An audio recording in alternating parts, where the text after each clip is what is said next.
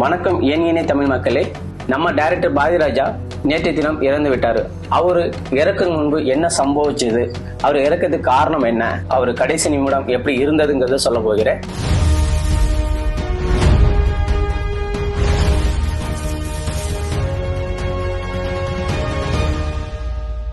பாரதிராஜாங்கிறது தேனியிலிருந்து வந்து தமிழ்நாட்டுல பெரிய டைரக்டர் ஆனது எல்லாத்துக்கும் தெரியும். டைரக்டர் பாரதிராஜாவுக்கு ஒரு மகனும் ஒரு மகளும் உண்டு.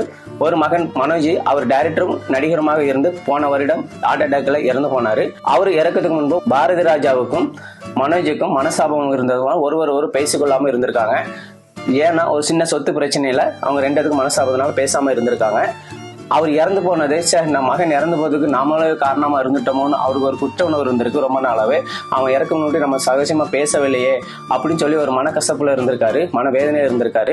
மகன் இறந்ததை நினைச்சு வியாதிப்பட்டாரு. மகன் சாவுக்கு நாமளே காரணமா இருந்துட்டோமோ, பேசாம இருந்துட்டோமோ, அதுவே அவனுக்கு இருதய நோய் வர்றதுக்கு காரணமா இருந்திருக்குமோ அப்படின்னு சொல்லி மனவேதனையிலே இருந்திருக்காரு, யோசிச்சு இருந்திருக்காரு. அதனால அவர் வியாதிக்குள்பட்டிருக்காரு. மகன் இறந்ததுல இருந்து வியாதியில இருக்கிறான்னு சொல்லி நிறைய பேருக்கு தெரியும். அவர் மகன் இறந்ததுல இருந்து அவர் வெளியில வருவதும், பொது இடத்துக்கு வருவதும், ஷூட்டிங் சம்பந்தமான எந்த இடத்துல பங்கனுக்கு எதுவுமே கலந்து கொள்ளாம இருக்கிறதும் எல்லா சினிமாக்காரங்களுக்கும் எல்லா மக்களுக்கு தெரிஞ்ச ஒரு விஷயம் தான்.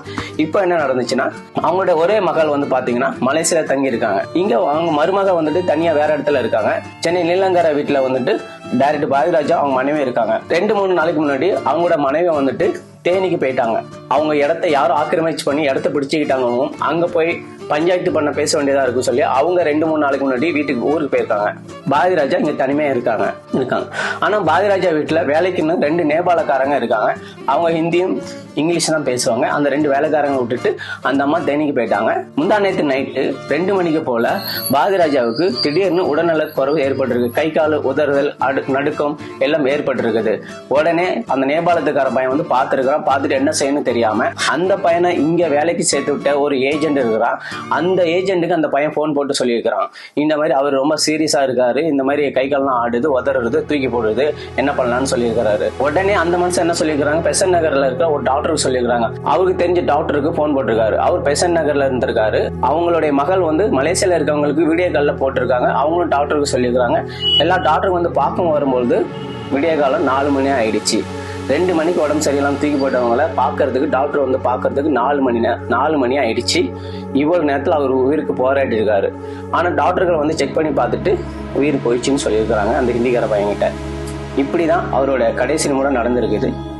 ஏன்னா இவ்வளோ சினிமாக்காரங்களை உருவாக்கி இருக்காரு. எவ்வளோ டைரக்டர், ஹீரோ, ஹீரோயின்ஸ், எவ்வளோ பழக்கங்கள், எவ்வளோ மனித சப்போர்ட்டுகள் இருந்தோம். கடைசி நேரத்துல அவர் மறிக்கும் பொழுது யாருமே இல்லை. அதுவும் நேபாளத்துக்காரங்க 2 ஹிந்திக்காரங்க மட்டும் தான் இருந்திருக்காங்க. மனைவி இல்லை, பிள்ளைகள் இல்லை, சொந்த பந்தம் யாருமே இல்லை. இன்னைக்கு அவ்வளோ கூட்டங்கள் வந்து கூடி நின்று அழுகுறாங்க, பாக்குறாங்க. என்னதான் சொந்த சுகம், சொந்த பந்தம் இருந்தாலும் கடைசி நிமிடம் ஒருத்தனுக்கு எப்படி நடக்க போகுதுங்கிறது தெரியாது. அந்த டாக்டருங்க வந்துட்டு இறந்து மகளுக்கு சொல்லியிருக்கிறாங்க, அடுத்து அவங்க மனைவிக்கு சொல்லியிருக்கிறாங்க. உடனே எல்லாரும் பிளேட் பிடிச்சு கிளம்பி வந்துட்டாங்க. காலையில ஒரு 10-11 மணிக்கு போல வந்துட்டாங்க. ஆனா இதை தான் மியூசிக் டைரக்டருமான கங்கையாமாறன் வந்து பாரதிராஜாவோட மனைவி உள்ள வரும்பொழுது அவனை ஒட்டியில விட்டுட்டு எல்லாரும் போயிட்டீங்களா அப்படின்னு கத்தி சண்டை இழுத்தாரு.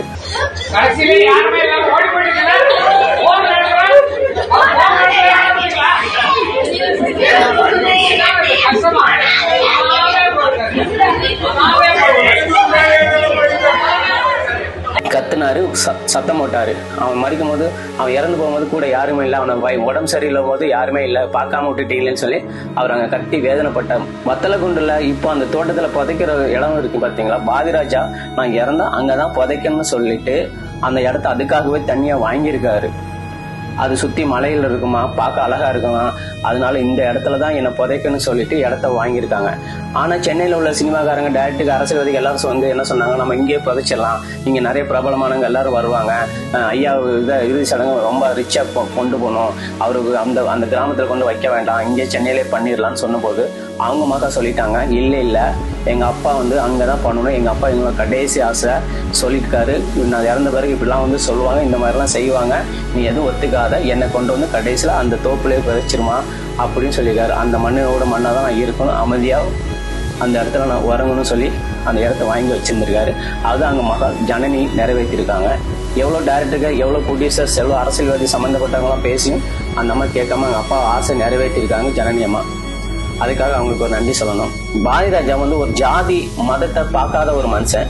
உதாரணத்துக்கு பாத்தீங்கன்னா இளையராஜா வந்துட்டு வேற ஜாதி, இவரு வேற ஜாதி. ஆனா அவங்கெல்லாம் தேனியிலிருந்து கிளம்பி வரும் அள்ளி நகருங்கிற கிராமத்திலிருந்து கிளம்பி வரும்போது ஒன்னா வந்திருக்காங்க, ஒன்னா தங்கியிருக்காங்க, ஒன்னா சாப்பிட்டுருக்காங்க, ஒன்னா பழகிருக்காங்க, ஒன்னா ஜெயிச்சிருக்காங்க. ஒரு ஜாதி மதத்தை இல்லாம பார்க்காம அவங்களுக்குள்ள ஒரு நட்பு அவ்வளவு ஸ்ட்ராங்கா இருந்திருக்கு.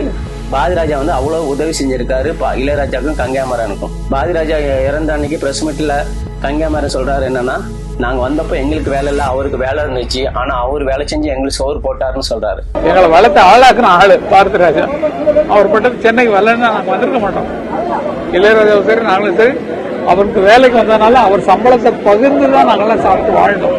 எங்களுக்கு சாப்பாடு போட்டு வளர்த்து எங்களை ஆளாக்குனவரை ஒரு பெரிய ஆள். அப்படிப்பட்ட ஒரு மனுஷன் இறந்துட்டாரு.